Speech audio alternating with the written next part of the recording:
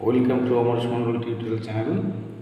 Class 10-এর physical science model question paper 1 দেখো, রায় ও Martin প্রশ্নবিচিত্রার volume 2 মাধ্যমিক পরীক্ষা প্রস্তুতি তৃতীয় পর্যায়ক্রমিক মূল্যায়নের প্রথম স্কুল মডেল কোয়েশ্চেন পেপার 1 এর গ্রুপ ABC উত্তর করে দেখাচ্ছি।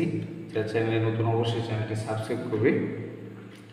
তোমরা দেখে প্রতিদিন এখন প্রায় ভিডিও পেতে থাকবে এবং ভিডিওটি ভালো লাগলে অবশ্যই লাইক এবং শেয়ার করবে।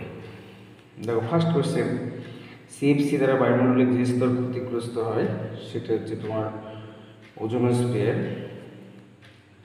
প্রদত্ত কোনটি চালচের ভিটি লেখচিত্র? এটা মূলবিন্দুগামী হবে, এটা হবে 3 নম্বর। 1 মোল C 1 মোল অক্সিজেনের সাথে বিক্রিয়া সম্পূর্ণভাবে বিক্রিয়া করলে CO2 কত গ্রাম উৎপন্ন হবে? তাহলে C+O2 তৈরি হয় CO2 গ্যাস। তাহলে 1 মোল C 1 মোল অক্সিজেনের সাথে রিয়াকশনে 1 মোল CO2 উৎপন্ন হচ্ছে। তাহলে 1 মোল CO2 তে অণুর সংখ্যা, অ্যাভোগাড্রোর সংখ্যা, এটা উত্তর হবে এটা 6.022 × 10⁻23। কোন কঠিনের রৈখিক প্রসারণ গুণাঙ্কের একক কি? Degree Celsius (-1 C। কোন বর্ণের জন্য উত্তল লেন্সের প্রকাশ দৈর্ঘ্য সর্বাধিক হবে? এটা হচ্ছে লাল বর্ণ। বস্তুর প্রতিবিম্ব সর্বদা খর্বাকার এবং অসাধ হয়, এটা হচ্ছে উত্তল দর্পণ। অ্যাম্পিয়ারের সন্তরণ নিয়ম থেকে জানা যায় চৌম্বক ক্ষেত্র অভিমুখ।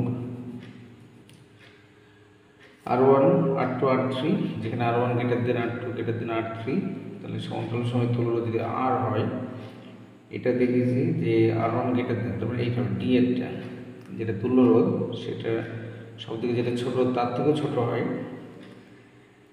রেডিয়াম 88 226 থেকে 86 282, পারমাণবিক সংখ্যা 2 কমছে, ভর সংখ্যা 4 কমছে, তাহলে এটা হবে রেডিয়াম থেকে একটা আলফা কণা বেরিয়ে গেলে 88 226, আলফা হচ্ছে পারমাণবিক সংখ্যা 2, ভর সংখ্যা 4, তো এই হচ্ছে রেডন RN, এটা হবে 86 222, তাহলে উত্তর হবে আলফা কণা। আধুনিক দীর্ঘ পর্যায় সারণীতে চ্যালকোজেন মৌল যে সমস্ত মৌল আকরিক সৃষ্টি করে: oxygen, sulphur, selenium, tellurium, polonium, এটি কোন শ্রেণীতে অবস্থান করে? এটা হচ্ছে গ্রুপ 16। একই সঙ্গে আয়নীয় সমুদ্রী বন্ধন আছে এমন একটি যৌগ তোমার পটাশিয়াম সায়ানাইড K+CN-, এটা হচ্ছে একটা প্লাস আয়ন তৈরি হচ্ছে, একটা মাইনাস, স্থির তড়িৎ বিপরীত আকর্ষণ বলের মাধ্যমে একটা আয়নীয় যৌগ সৃষ্টি হয়, কিন্তু সায়ানাইডের মধ্যে ট্রিপল বন্ড থাকে, CN এর মধ্যে আবার ট্রিপল বন্ড বা বন্ধন থাকে, এটা হচ্ছে সমযোজী।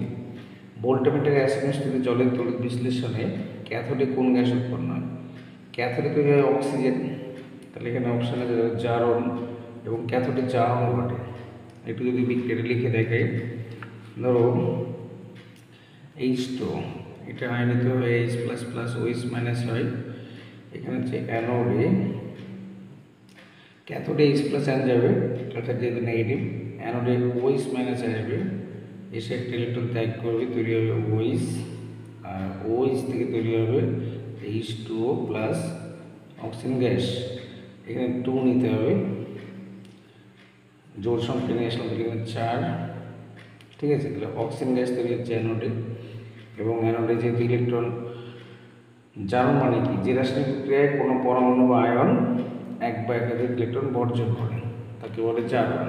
এখানে ইলেকট্রন বর্জন হচ্ছে, তাহলে অবশ্যই এখান থেকে এটুকুতে জারণ ঘটছে, বুঝতে পারলে?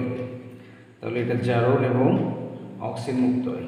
নাইট্রোলিয়াম হচ্ছে ক্যালসিয়াম কার্বাইড, 1100 ডিগ্রি তাপমাত্রায় নাইট্রোজেন গ্যাস ধারণা করলে ক্যালসিয়াম সায়ানামাইড CaNCN অথবা CaCN2 ও কার্বনের ধূসর বর্ণের মিশ্রণ উৎপন্ন হয়, একে নাইট্রোলিয়াম বলে। প্রদত্ত কোনটি জিঙ্ক আকরিক জিঙ্ক ব্লেডের সংকেত? ZnS, zinc sulphide. কোন কার্যকরী গ্রুপটি অ্যাসিটোনে উপস্থিত? অ্যাসিটোনে হচ্ছে তোমার CO, কিটো গ্রুপ থাকে CO। নেক্সট কোয়েশ্চেন, জেরক্সটা একটু ভালো আসেনি, একটু বানিয়ে নেবে। জীবাশ্ম জ্বালানির মধ্যে কার তাপমূল্য সবচেয়ে বেশি? এটা উত্তর হবে পেট্রোল। বায়ুমণ্ডলে কোন স্তরে মেরুদণ্ড দেখা যায়? এটা হবে আয়নোস্ফিয়ার। আয়নোস্ফিয়ার।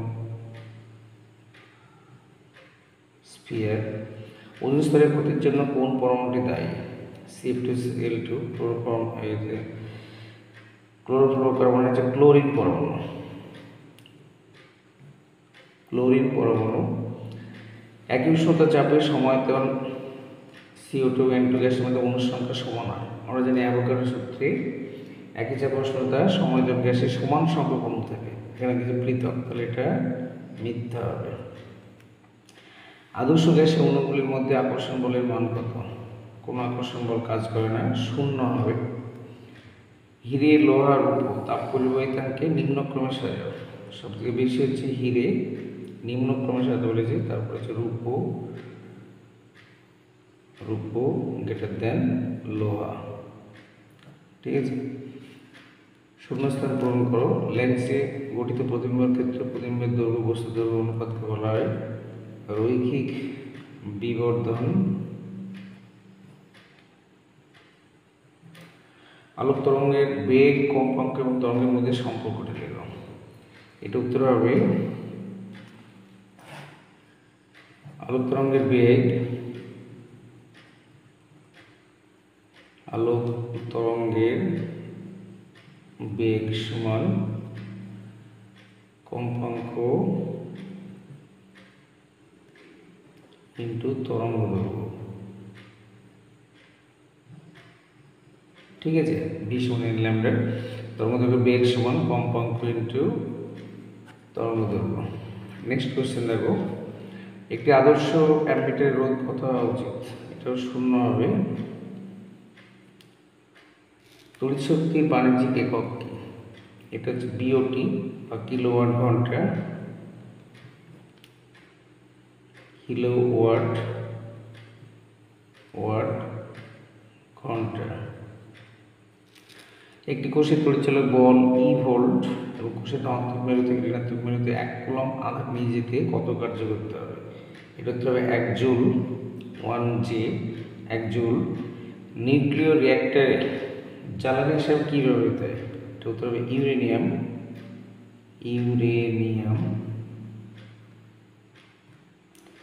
তেজস্ক্রিয়তার SI একক কি? এটা হবে বেকারেল। যারা চ্যানেলে নতুন অবশ্যই চ্যানেলটি সাবস্ক্রাইব করবে, দেখবে আগামী দিনে বিভিন্ন ভিডিও পেতে থাকবে, মডেল 2, 3 সমস্ত। তো দেখো, এটা ম্যাচিং দিয়েছে, এটা রসায়নে মাধ্যমিক একটা থাকবেই ম্যাচিং। 4 নম্বরে মুদ্রা ধাতু হচ্ছে কপার, সিলভার, গোল্ড। এখানে অপশান দিয়েছে সি একটা। অ্যামালগাম হচ্ছে পারদ সংকর, মানে যে ধাতু সংকরে একটি উপাদান পারদ থাকবে সেটাকে বলা হয় অ্যামালগাম। এটি উত্তর হবে পারদ, এটা ই হবে। ল্যান্থেনাইট মৌল সিরিয়াম, ডি হবে। গ্যালভানাইজেশনের যে ধাতুর প্রলেপ দেওয়া হয় জিঙ্ক, লোহার উপর জিঙ্কের প্রলেপ দেওয়াকে বলা হয় গ্যালভানাইজেশন, Zn।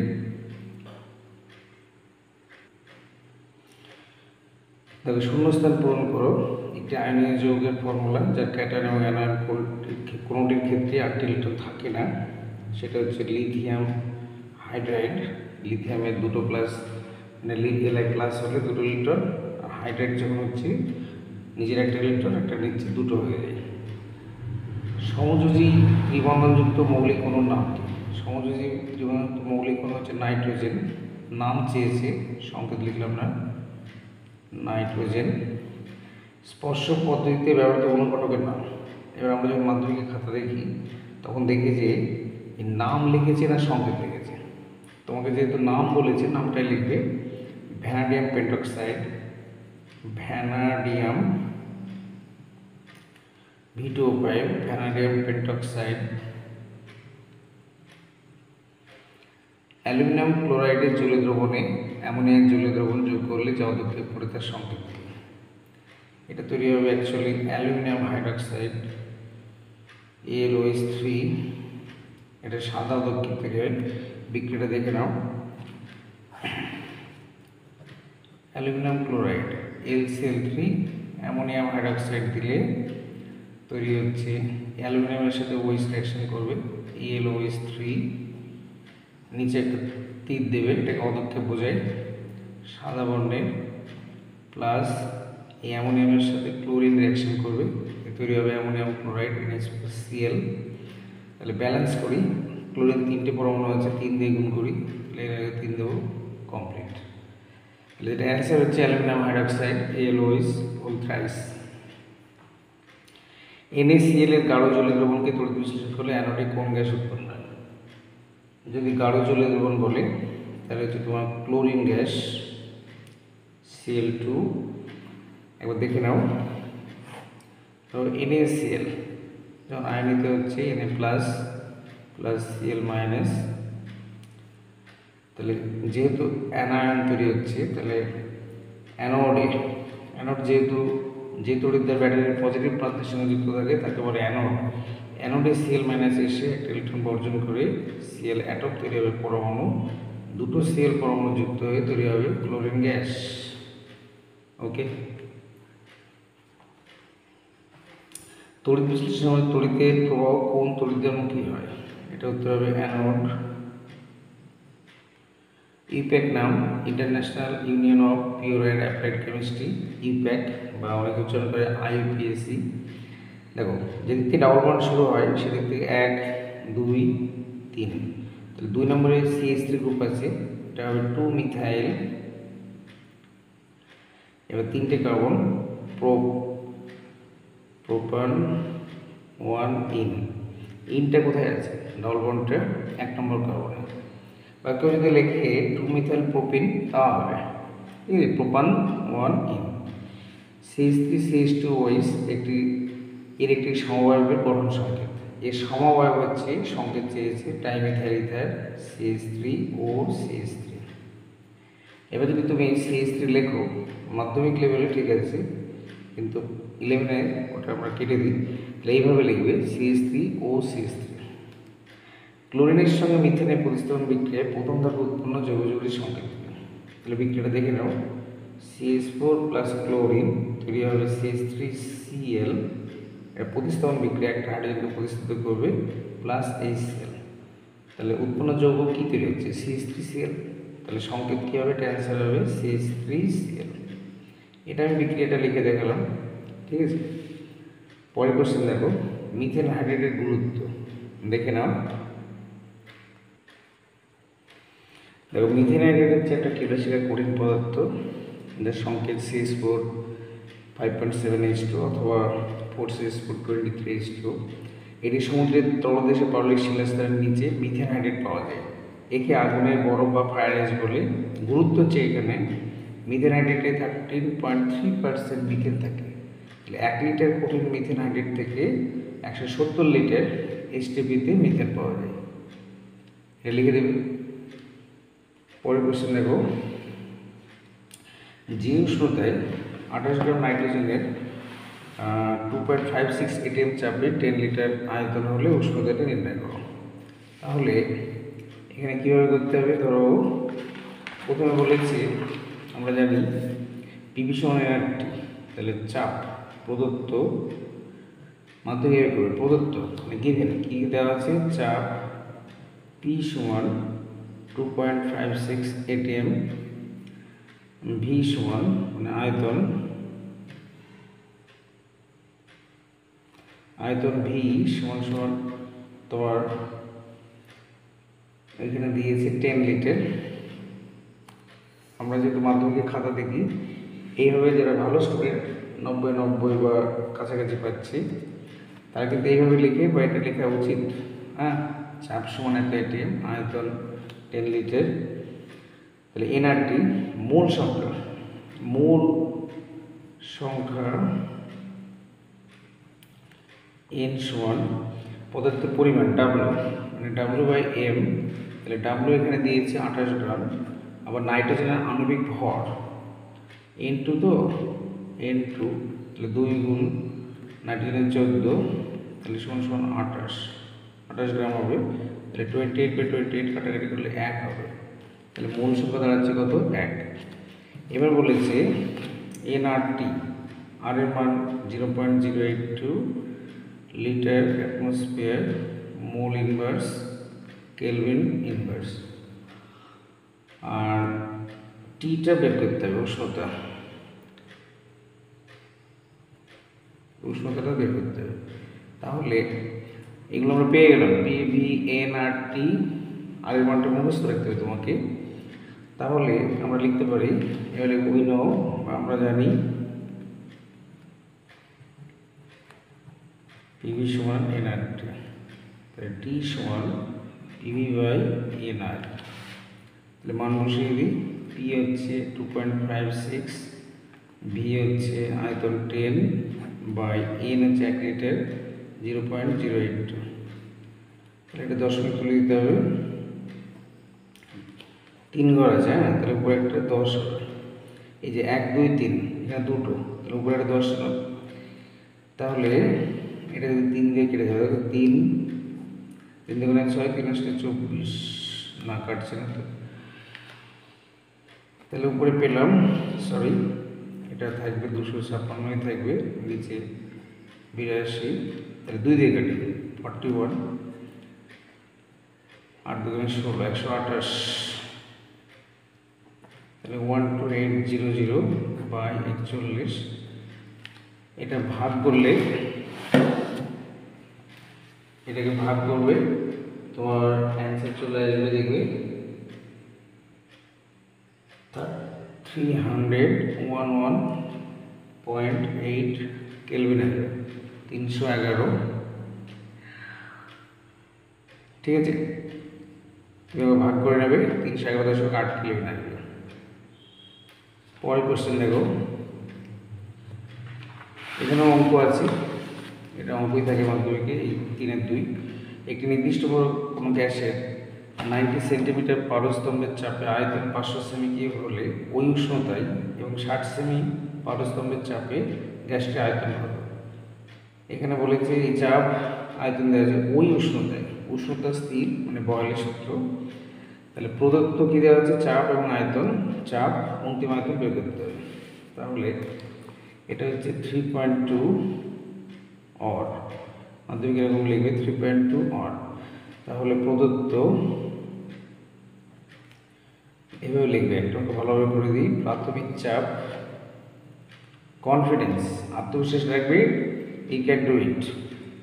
প্রাথমিক চাপ P1 সমান 90 সেন্টিমিটার, প্রাথমিক আয়তন বা ভলিউম V1 সমান হচ্ছে 500 সেমি কিউব। আচ্ছা, অন্তিম চাপ বা ফাইনাল P2 সমান দেওয়া আছে 60 সেন্টিমিটার। তাই অন্তিম আয়তন তোমাকে বের করতে হবে, V2 বের করতে হবে জিজ্ঞাসা। তাহলে স্থির উষ্ণতায় বয়লের সূত্র প্রযোজ্য হবে, লিখবে, আমরা জানি, কি জানি, উষ্ণতা স্থির থাকলে V1 বাই T1 সমান V2 বাই T2। এটা 2 কিন্তু, তাহলে বের করতে হবে V2। তাহলে V2 সমান লেখা যায় V1 into T2 by T1। ঠিক আছে, এখানে বা দেবে, বা V2 সমান, তাহলে V1 হচ্ছে 500, T2 হচ্ছে, সরি এখানে উষ্ণতা তো স্থির, মিস্টেক করে গেছি, এটা ভুল হবে।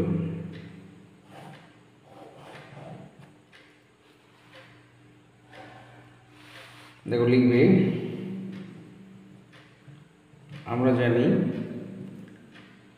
উষ্ণতা স্থির থাকলে তোমার P1 V1 সমান P2 V2 হবে। তাহলে প্রাথমিক চাপ 90, V1 হচ্ছে 500, P2 হচ্ছে 60, V2 বের করতে হবে। তাহলে V2 সমান 90 ইন্টু 500 বাই 60। এটা 30 দিয়ে কাটলাম 2, 30 দিয়ে কাটলাম 3, 2 দিয়ে কাটলে 250, তার মানে 750 সেন্টিমিটার কিউব। এগুলো সহজ, তোমাদের পারা উচিত বা পারবে। P1 সমান P2 মান বসে দেবে, B2 এটা অ্যান্সার আছে। ঠিক আছে, পরের কোশ্চেন দেখো। আরেকটি অঙ্ক দিয়েছে, একটি 5 সেন্টিমিটার দীর্ঘ একটি উত্তল লেন্সের সম্মুখে রাখা 25 সেন্টিমিটার দীর্ঘ একটি প্রতিবিম্ব লেন্স থেকে 100 সেন্টিমিটার দূরে অবস্থিত একটি পর্দার উপর গঠিত হলো। তাহলে লেন্সটির ফোকাস দূরত্ব কত? 5 সেন্টিমিটার দীর্ঘ একটা বস্তু উত্তল লেন্সের সম্মুখে রাখা হয়েছে, 25 সেন্টিমিটার দীর্ঘ একটি প্রতিবিম্ব সৃষ্টি হলো 100 সেন্টিমিটার দূরে। ধরো এখানে প্রতিবিম্বের কী দিয়েছে, ধরো কোশ্চেন নম্বর 3.3, প্রতিবিম্বের দৈর্ঘ্য দিয়েছে 100, প্রতিবিম্বের দৈর্ঘ্য হচ্ছে 25 সেন্টিমিটার, আর বস্তুর দৈর্ঘ্য এটা হচ্ছে 5 সেন্টিমিটার। তাহলে রৈখিক বিবর্ধন এটা বের করতে হবে।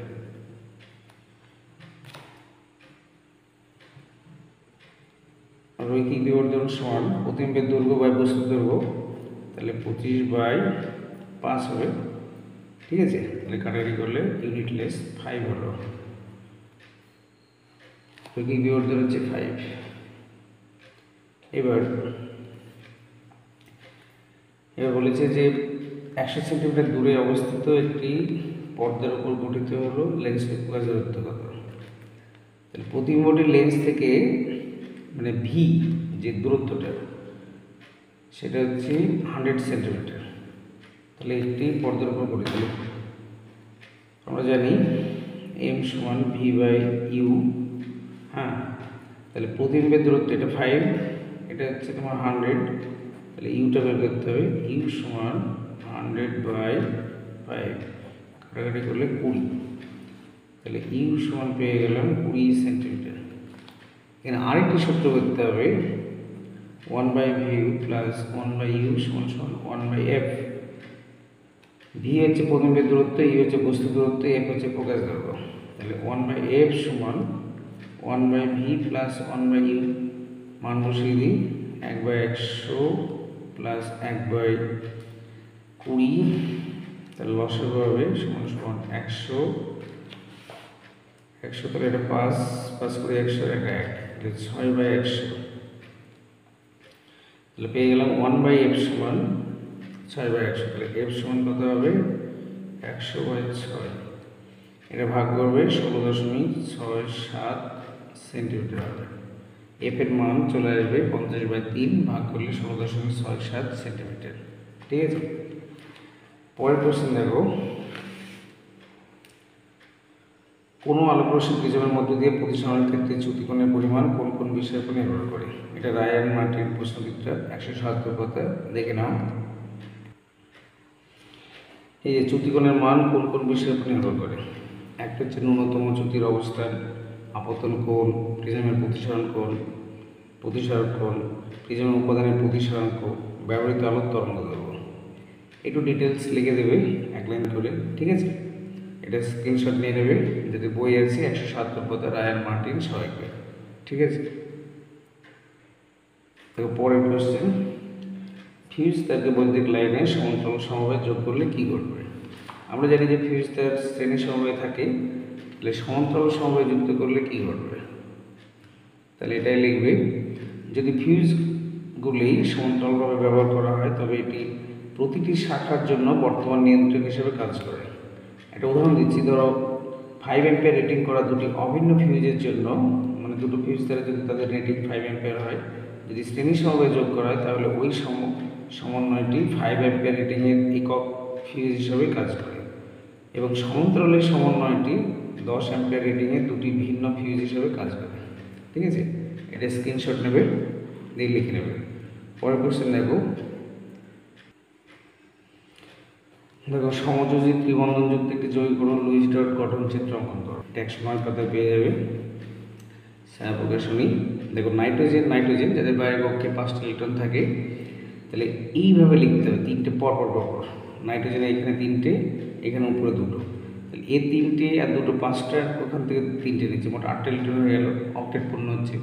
এই নাইট্রোজেনেরও দুটো আর এই 3 3 6 মানে মোট 8টা ইলেকট্রন, 3 জোড়া ইলেকট্রন শেয়ার হওয়ার জন্য 3টে বন্ড তৈরি হবে আর একটা করে লোন পেয়ার থাকবে। এটা এখানে লিখেও দেবে একটু, হ্যাঁ, ভাষা থেকে একটু লিখে দেবে। পরের কোশ্চেন দেখো, পরের কোশ্চেন, ন্যাপথলিন জলে দ্রবীভূত হয় না কিন্তু ইথানলে দ্রবীভূত হয় কেন? তো দেখে নাও এই যে কোশ্চেনটা, ন্যাপথলিন জলে দ্রবীভূত হয় না কিন্তু ইথানলে দ্রবীভূত হয় কেন? ন্যাপথলিন সমযোজীগুলো সাধারণত অধ্রুবীয় দ্রবকে দ্রবীভূত হয় কিন্তু ধ্রুবীয় দ্রবক জলে দ্রবীভূত হয় না। জল একটি ধ্রুবীয় দ্রবক বা পোলার সলভেন্ট, তাই ন্যাপথলিন জলে দ্রবীভূত হয় না, কিন্তু ইথানল নন পোলার বা অধ্রুবীয় দ্রবক, তাই এটি ইথানলে দ্রবীভূত হয়। ঠিক আছে, পরের কোশ্চেন দেখো, লিথিয়াম হাইড্রাইড গঠনকালে অষ্টক সূত্র লঙ্ঘিত ব্যাখ্যা করো। এটা দেখে নাও, এই যে লিথিয়াম হাইড্রাইড তার বাইরের পক্ষে একটা ইলেকট্রন বর্জন করে Li প্লাস আয়নে পরিণত হয়, H পরমাণু একটা ইলেকট্রন গ্রহণ করে H মাইনাস আয়নে পরিণত হয়। Li প্লাস H মাইনাস স্থির তড়িৎ আকর্ষণের মাধ্যমে যুক্ত হয়ে LiH গঠন করে, তাহলে এদের কারোরই অক্টেট পূর্ণ হচ্ছে না। এখানে ডুপ্লেট বা অষ্টক পূর্ণ হয়নি, তবে দ্বৈত পূর্ণ হয়েছে। দেখতেই পাচ্ছি একটা ইলেকট্রনকে দিচ্ছি, H মাইনাস হচ্ছে, Li প্লাস হচ্ছে, দুটোর মধ্যে স্থির তড়িৎ আকর্ষণ বলের মাধ্যমে LiH যৌগ গঠন করেছে। পরের কোশ্চেন দেখো, প্রমাণ করো অ্যামোনিয়াতে হাইড্রোজেন বর্তমান NH3, তাহলে হাইড্রোজেন বর্তমান আছে, এটা দেখে নাও, একটা বিক্রিয়ার সাহায্যে দেখাচ্ছি। এই যে অ্যামোনিয়াতে হাইড্রোজেন আছে, তাহলে বিক্রিয়াটা লিখবে Na plus NH3 সোডিয়ামাইড NaNH2 plus hydrogen. তো এই হাইড্রোজেনটা উৎপন্ন হলো কোথা থেকে? বাঁদিকে তো সোডিয়াম আছে, অপরটি তাহলে অ্যামোনিয়া, তাহলে অ্যামোনিয়াতে হাইড্রোজেন আছে, বিক্রিয়ার সাহায্যে একটু লিখে দেবে। 360 ডিগ্রি সি তাপমাত্রা উত্তপ্ত ধাতব সোডিয়ামের উপর দিয়ে অ্যামোনিয়া গ্যাস চালনা করলে সাদা সোডিয়ামাইড উৎপন্ন হয় এবং হাইড্রোজেন উৎপন্ন হয়। এর দ্বারা প্রমাণিত অ্যামোনিয়াতে হাইড্রোজেন আছে। পরের কোশ্চেন দেখো, অ্যামোনিয়াকে গাঢ় সালফিউরিক অ্যাসিড বা ফসফরাস পেন্টক্সাইড বা ক্যালসিয়াম ক্লোরাইড দ্বারা শুষ্ক করা যায় না কেন? CaO দ্বারা শুষ্ক করা যায় কেন? তাহলে এই যে উত্তরটা দেওয়া আছে, এখান থেকে স্ক্রিনশট নেবে, এদের বই আছে 118 পাতা, ছায়া প্রকাশনী। মেন কারণ হচ্ছে যে সালফিউরিক অ্যাসিড অ্যামোনিয়ার সাথে বিক্রিয়া করে অ্যামোনিয়াম সালফেট তৈরি করে, ফসফরাস পেন্টক্সাইড অ্যামোনিয়াম ফসফেট তৈরি করে সার, আর অ্যামোনিয়ার সাথে ক্যালসিয়াম ক্লোরাইড জুট যৌগ তৈরি করে। যেহেতু পোড়াচল ক্ষারীয়, আবার অ্যামোনিয়াম ক্ষারীয়, তাই পরস্পরের সাথে বিক্রিয়া করে না। ঠিক আছে, পরের কোশ্চেন দেখো, থার্মিট পদ্ধতিতে ফেরিক অক্সাইড থেকে ধাতব আয়রন প্রস্তুতির সমীকরণ সমীকরণ। এই যে থার্মিট পদ্ধতি, Fe2O3 প্লাস অ্যালুমিনিয়াম তৈরি হচ্ছে 2Fe প্লাস Al2O3। এখান থেকে লিখে দেবে যে অ্যালুমিনিয়ামের সাথে ধাতব অক্সাইডের বিক্রিয়া তাপদায়ী হয়, উষ্ণতা 2000 ডিগ্রি সেলসিয়াস হয়। ঠিক আছে, এই বিক্রিয়াটা লিখে দেবে সমীকরণ। পরের কোশ্চেন দেখো, গাঢ় সালফিউরিক অ্যাসিড উপস্থিতি ইথাইল অ্যালকোহলের সঙ্গে অ্যাসিটিক অ্যাসিড বিক্রিয়ায় কী ঘটে সমীকরণ সহ লেখো। তো দেখো একদম লাস্ট পাতা 147 পাতায় আছে, এটা গাঢ় সালফিউরিক অ্যাসিড উপস্থিতি ইথাইল অ্যালকোহলের সঙ্গে অ্যাসিটিক অ্যাসিড বিক্রিয়ায় কী ঘটে, এইটা উত্তর হবে। এই যে এস্টার তৈরি হবে, অ্যাসিটিক অ্যাসিড প্লাস ইথানল গাঢ় সালফিউরিক অ্যাসিডের উপস্থিতিতে ইথাইল অ্যাসিটেট তৈরি হয়। এখান থেকে ভাষায় লিখে দেবে একটু, গাঢ় সালফিউরিক অ্যাসিডের উপস্থিতিতে অ্যাসিটিক অ্যাসিড এবং নির্জল ইথাইল অ্যালকোহলের মিশ্রণকে ওয়াটার বাথ বা জলবায়ু উত্তপ্ত করলে ইথাইল অ্যাসিটেট এবং এস্টার, এবং ইথাইল অ্যাসিটেট মানেই হচ্ছে এটা এস্টার। এই যে ও গ্রুপ আছে, CH3CO, O CH2CH3। ঠিক আছে, নেক্সট কোশ্চেন দেখো, সিএনজির উৎস এবং ব্যবহার। এটা 2020 সালে এসেছিল, ভেরি ইম্পর্টেন্ট। তো এটা লাস্ট কোশ্চেন দেখে নাও, সিএনজির উৎস এবং ব্যবহার। এই যে এখানে আছে কম্প্রেসড ন্যাচারাল গ্যাস, এর উৎস হচ্ছে পেট্রোলিয়াম খনিতে, এখান থেকে এটুকু লিখবে।